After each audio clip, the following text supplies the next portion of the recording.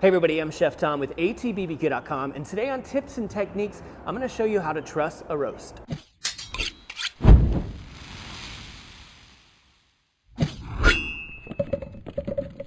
There's a couple different reasons why you might want to tie or truss a roast.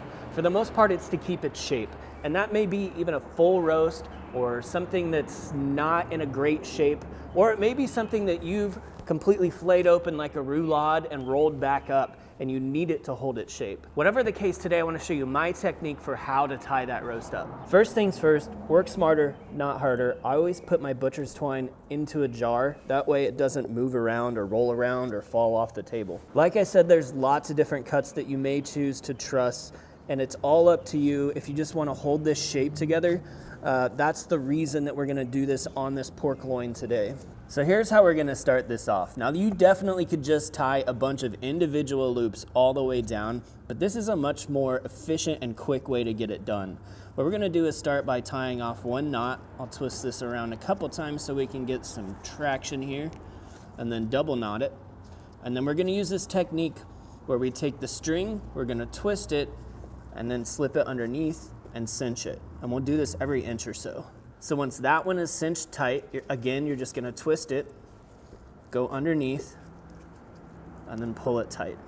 Over and over again, in a consistent form, whether it's 1 inch or 2 inch or whatever you feel like doing, just make it fairly even. Twist it all the way around, pull it tight. All right, I've got that trussed all the way to the end now.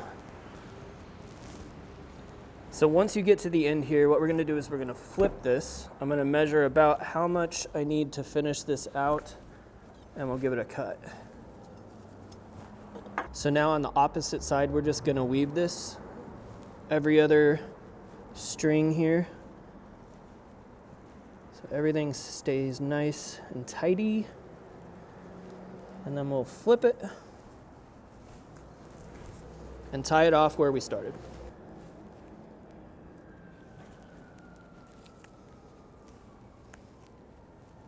Give it a double knot just to make sure that it stays.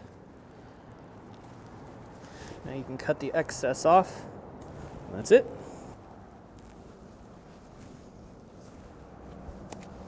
That's how we truss roast.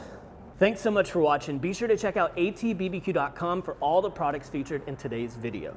If you enjoyed the video, hit that subscribe button. And if you have any questions or comments, or there's anything you'd like to see me cook, let me know in the comment section down below, and let's be good to one another. For more recipes, tips, and techniques, head over to atbbq.com/thesauce. All things barbecue, where barbecue legends are made.